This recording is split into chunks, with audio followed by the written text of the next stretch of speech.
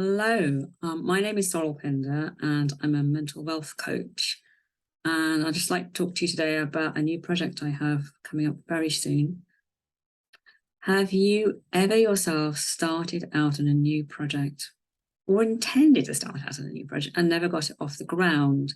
Or maybe you wanted to change some habits, maybe, like for instance, maybe starting a regular daily meditation routine in the morning, or ensuring that you don't go back to your laptop to continue with work after supper in the evening more than maybe. You might decide it's once or twice a week is enough and no more. And yet within a few days, maybe a few weeks if you're lucky, but probably more likely within a few days, the new habit has fallen by the wayside and you've gone back to your old way of doing things. There's a number of things that we can do to help us achieve what we want to achieve with our lives. And the first thing for me is about values. It's about finding out what your values are. Because for many of us, when we haven't stopped to examine our values, they're just things that we learned from our parents. They're the values our parents had, which we took on board and didn't question. Or sometimes actually they're the opposite of what our parents wanted us to believe. Because we were so angry with our parents, we just turned everything on its head. But when we sit down and examine what our true values are, they can be quite different. And that's going to help to inform your goals, because goals based on your values are going to be different from the goals that you'd have formed based on your parents' values, for instance. And even if you're working in an organization where most of the time you're working towards the goals of that organization, there is room for you to have goals of your own. For instance, having a decent work-life balance, or making sure that you take a proper lunch break. And they may seem like small things, but they're actually very important. So that's the first thing, is your values. And then secondly, getting clear on what your goals are.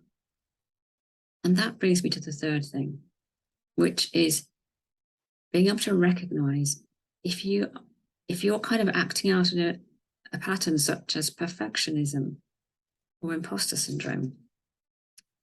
I know this, I've been through it. I've had both perfectionism and imposter syndrome, and they still appear, unfortunately, probably more often than I'd like, but at least now I recognize them, and I recognize that when my behavior is being driven, for instance, by perfectionism.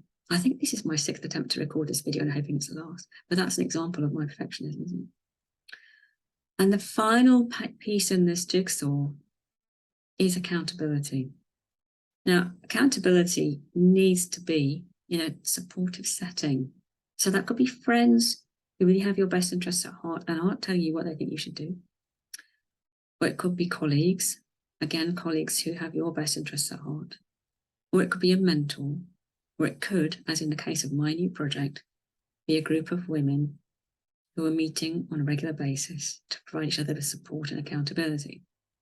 So this is the basis of my new project, the Women's Empowerment Circle.